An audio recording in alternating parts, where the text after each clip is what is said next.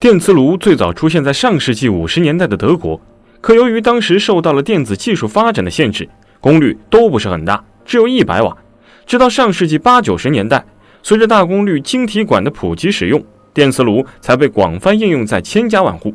那电磁炉究竟是如何加热食物的？它的工作原理是什么呢？首先要了解电磁炉的基本结构。电磁炉由外壳、微晶玻璃面板、力磁线圈、磁力线、功能保护电路以及冷却系统组成。利用高频感应的原理，高频感应线圈产生的磁力线直接穿到导磁阻燃耐高温的微晶玻璃板，从而达到烹饪食物的目的。而电磁炉之所以能够加热食物，主要还是通过电磁感应原理的涡流效应来加热。那什么又是涡流效应呢？当金属导体放在变化的磁场中时，金属体内会产生感应电压，由于